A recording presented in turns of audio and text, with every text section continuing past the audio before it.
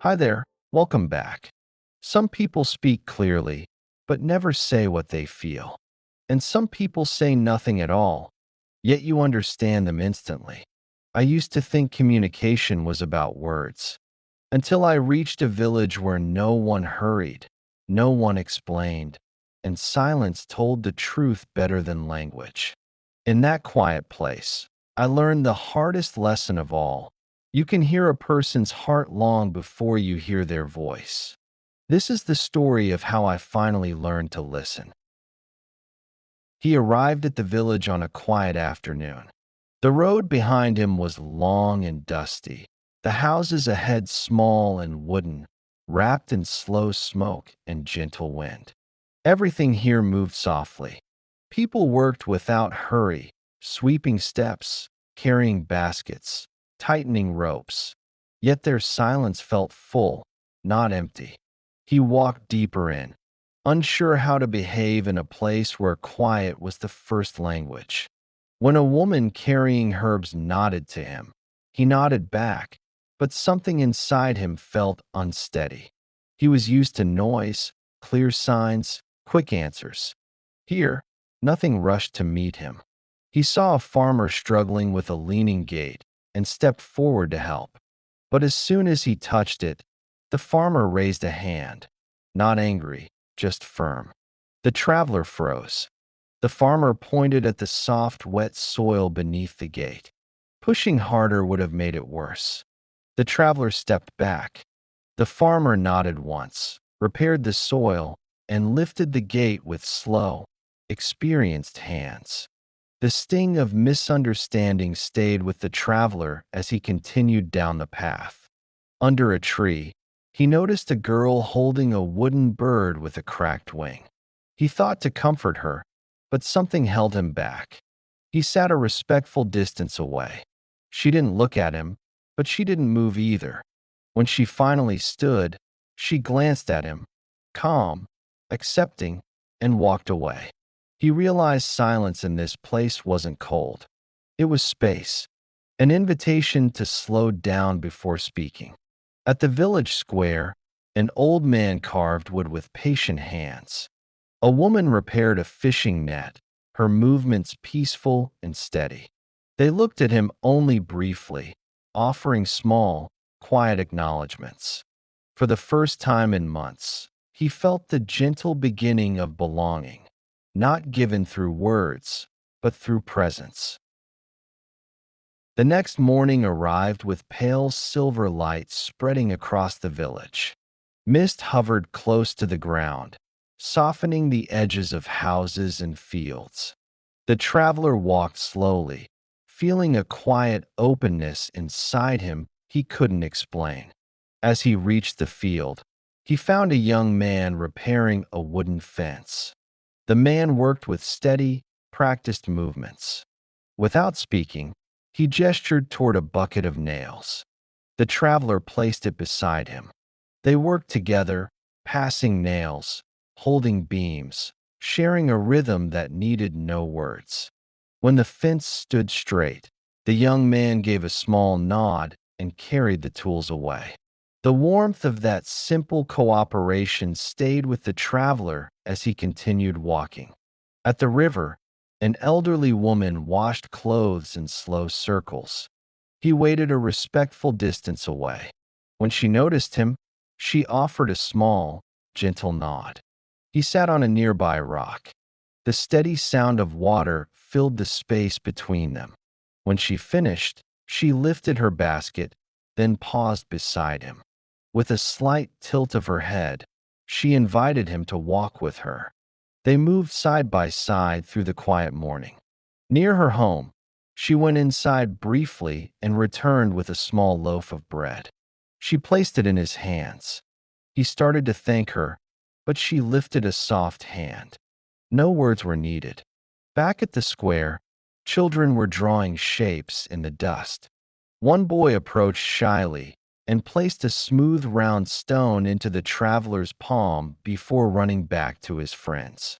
The traveler held the stone, feeling its simple truth. Under the large tree at the village entrance, He found the girl again with her wooden bird. She sat quietly, tracing the repaired crack with care. She didn't speak, but her presence felt open, like a door left gently ajar. He realized the people here spoke in gestures more than in words. They acknowledged effort without noise, shared kindness without explaining it. He was beginning to understand. Slowly, he was learning the language that lived beneath everything, the language of the heart. The next morning, silver lights spread across the roofs. Mist hung gently above the ground. The traveler walked toward the fields, feeling a quiet calm he couldn't explain. A young man was repairing a fence. Without speaking, he gestured toward a bucket of nails. The traveler brought it closer. They worked side by side, passing nails, holding beams, sharing a rhythm instead of words. When the fence stood straight, the young man nodded, a simple sign of trust. Later, the traveler wandered to the river. An elderly woman washed clothes in slow, circular motions. He waited a few steps behind her. When she looked up, she gave a small nod. He sat on a rock nearby, letting the quiet flow between them. After finishing, she lifted her basket and gestured gently along the path, inviting him to walk with her. Before entering her home, she returned with a small loaf of bread and placed it in his hands. He began to speak, but she raised a soft hand. Words weren't needed. He understood. Back in the square, children played in the dust. One boy approached and placed a smooth, round river stone into the traveler's palm. A small gift, simple and sincere. The boy darted away with a shy smile. As afternoon warmed the village, the traveler sat beneath the large tree again. The girl with the cracked wooden bird was there too, tracing the repaired line with quiet care. She didn't speak, but her presence felt open. He realized the village wasn't silent. It spoke in gestures and glances, in small exchanges, in the gentle ways people showed they saw you. He was beginning to learn this new language, the language of the heart. Evening came quietly, turning the sky from gold to deep blue. When the traveler reached the square, he saw villagers gathering with gentle purpose, carrying wood, setting bowls, lighting lanterns. No one rushed, yet everything moved toward the same soft center. A fire was built, the flames rising slowly into the cool air. Warm light touched the faces around it, old, young, tired, hopeful. The traveler hesitated at the edge, unsure if he belonged. The woodcarver approached and touched his elbow lightly. An invitation. The traveler followed him into the circle and sat by the fire. Heat wrapped around them in soft waves. Bowls of soup passed from hand to hand. The elderly woman who had given him bread earlier offered him a bowl again. He accepted it with both hands. Her small nod carried more meaning than words. People didn't talk much. They simply shared space, warmth, and the comfort of being together. The fire became its own quiet language. Across the flames, the girl with the cracked wooden bird sat with her carving on her lap. The cloth she had tied around the wing was loose, yet she touched it gently, almost with pride. When their eyes met, the traveler felt a quiet message in her gaze. Broken things could be carried with grace. A child came to his side, offering a wooden cup filled with a warm herbal drink. The boy's shy smile flickered in the firelight before he ran away again. The traveler felt warmth settle deeper in his chest. As the fire burned lower, people drifted home. The young man who had repaired the fence nudged a bundle of wood toward the traveler, suggesting he add one more log. The traveler did. The fire brightened softly. The young man gave a small nod of approval. When the last villager left, The traveler remained with the fading glow. For the first time in a long time, he felt part of a circle, not because of words, but because of presence. Before leaving, he noticed a small wooden carving placed on the bench where he had sat. A simple bird, unfinished yet full of promise. On the underside were four quiet words. For the one who listens. He held it against his chest, the fire's warmth lingering in the night air. He understood. The village hadn't simply shared a meal. They had shared belonging. Morning arrived with a soft wind drifting across the village. The traveler walked toward the open field, the small wooden carving still inside his coat. He felt lighter, though he didn't yet understand why.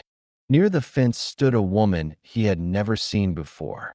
Her hair moved gently in the breeze, her posture straight yet fragile. She didn't turn when he approached, but she didn't step away either. She simply watched the horizon, as if looking toward something far beyond the village. The traveler stopped a respectful distance behind her.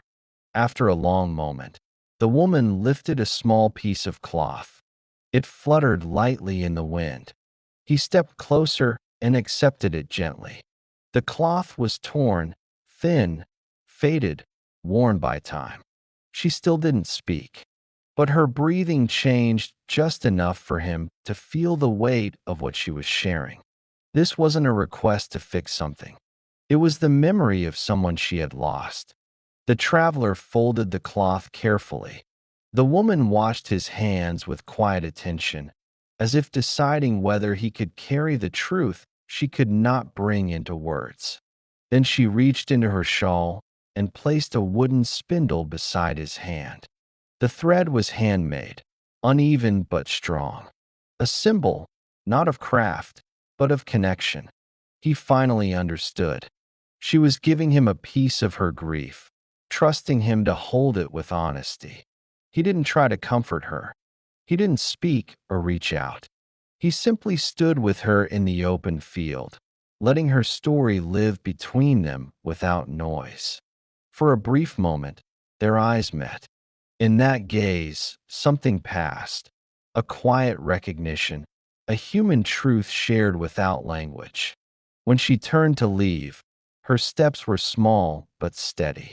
The cloth and spindle remained in his hands, warm, fragile, deeply real. He stood there long after she was gone. For the first time, he understood what true listening was. Not hearing words, but holding the space where someone else's heart could finally breathe. That evening, the village settled into a deep, gentle calm. Lanterns glowed behind windows, and the soft scent of soup drifted through the square. The traveler walked slowly, the cloth and spindle inside his coat reminding him of the trust he had received. He sat on the bench near the well. The stones beneath him still carried the warmth of the day. The village moved quietly around him. People closing shutters, guiding animals home, finishing their small tasks with the same simple grace he had come to recognize. He realized he no longer felt like an outsider watching from a distance. He felt held, quietly, naturally, by the rhythm of the place.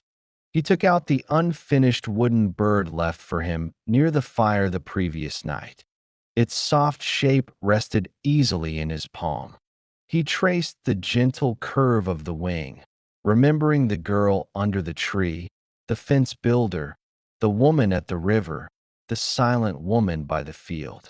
None had given him many words, but all had given him pieces of themselves. He looked up.